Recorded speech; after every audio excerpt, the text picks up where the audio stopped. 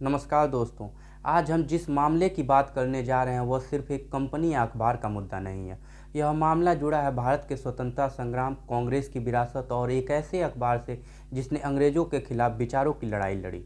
National Herald अखबार। National Herald अखबार की शुरुआत 1938 में पंडित जवाहरलाल नेहरू ने की थी। उस समय सिर्फ यह अखबार नहीं, आज़ादी की लड़ाई के दौरान कांग्रेस की विचारधारा का प्रमुख माध्यम था, इसलिए इसका भावनात्मक और ऐतिहासिक महत्व काफ़ी बड़ा है।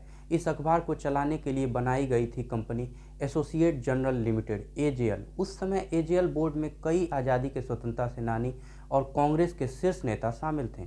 नेशनल हेराल्ड का मुख्य उद्देश्य अखबारें छापना नहीं था, बल्कि जनता को जागरूक करना भी था। उस समय ब्रिटिश दमन के खिलाफ आवाज़ बुलंद करना था। आज़ादी के बाद भी यह अखबार कांग्रेस की विचारधारा का बौद्धिक केंद्र माना जाता रहा है, लेकिन समय के साथ आर्थिक संकट बढ़ता गया।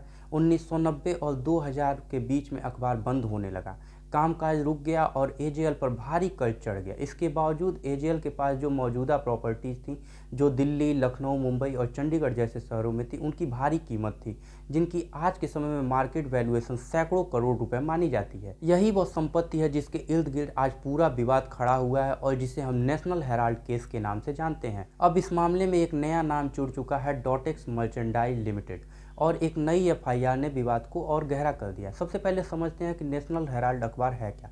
नेशनल हेराल्ड अखबार की स्थापना 1938 में पंडित जवाहरलाल नेहरू ने की थी।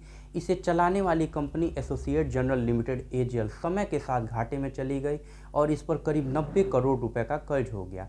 यह कर्ज कांग्रेस पार्टी ने दिया था, लेकिन उसके बाद जो हुआ वही इस केस की जड़ है। 2010 में कांग्रेस ने एक नई कंपनी बनाई, यंग इंडिया प्राइवेट लिमिटेड। इस कंपनी के 76% शेयर सोनिया गांधी और राहुल गांधी के पास थे। कांग्रेस ने एजेएल के 90 करोड़ के कर्ज का अधिकार सिर्फ 50 लाख रुपए में यंग इंडिया को ट्रांसफर कर दिया। इस ट्रांसफर के बाद यंग इंडिया को एजेएल की सैकड़ों करोड़ की प्रॉपर्टी पर नियंत्रण मिल गया।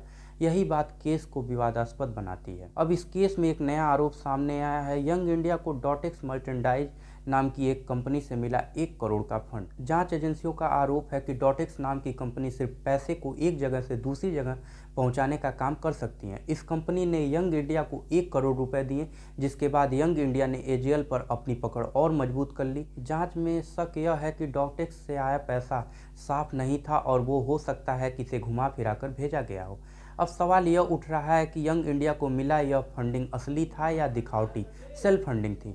क्या इस पैसे का इस्तेमाल एजेएल की संपत्तियों पर कब्जा करने के लिए किया गया? डॉटेक्स का यह संबंध अब इस केस को एक नई और गंभीर वित्तीय एंगल की ओर ले जा रहा है। हाल ही में दिल्ली पुलिस की आर्थिक अपराध शाखा ईओडब्ल्यू ने सोनिया गांधी, राहुल गांधी सहित कई लोग और 3 कंपनियों एजेएल, यंग इंडिया, डॉटेक्स मर्चेंडाइज पर एक नई एफआईआर दर्ज की। कांग्रेस इन सभी आरोपों को खारिज करती है और कहती है एजेएल और यंग इंडिया दोनों नॉन प्रॉफिट एंटिटीज हैं।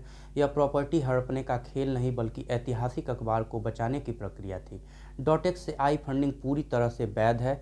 यह पूरा मामला राजनीतिक और बदले की कार्रवाई है। सोनिया गांधी और राहुल गांधी को गलत तरीके से फंसाया जा रहा है। कांग्रेस का यह भी कहना है कि यंग इंडिया को किसी भी संपत्ति को ओनरशिप नहीं मिली, सिर्फ एजेएल को पुनर्जीवित करने की जिम्मेदारी मिली।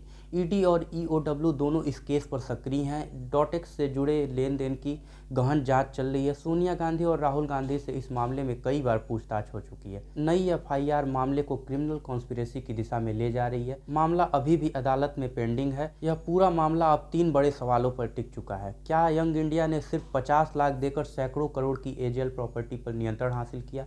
डॉटेक्स मर्चेंडाइज से आया 1 करोड़ का फंड वास्तविक था या सिर्फ यह डमी ट्रांजैक्शन? यह सब आर्थिक अनियमितता है या विपक्ष को निशाना बनाने की रणनीति? सच क्या है, यह अदालत के अंतिम फैसले के बाद ही सामने आएगा। असल में शुरू में यह मामला कांग्रेस वर्सेस बीजेपी था ही नहीं।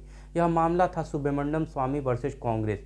जब 2012 में यह केस फाइल हुआ, उस समय सुब्रमण्यम स्वामी बीजेपी में थे ही नहीं। बाद में 2013 में उन्होंने बीजेपी को ज्वाइन कर लिया, तब जाके यह मामला कांग्रेस वर्सेस बीजेपी बना। दोस्तों, नेशनल हेराल्ड केस अब एक साधारण वित्तीय विवाद रहा ही नहीं। डॉटेक्स फंडिंग, नई एफआईआर और यंग इंडिया के रोल ने इस केस को देश के सबसे जटिल राजनीतिक कानूनी मामले में बदल दिया है। आप इस विषय पे क्या सोचते हैं, कमेंट बॉक्स में बताइए। वीडियो आपको पसंद आए तो लाइक करिए और चैनल को सब्सक्राइब करिए। Thank you.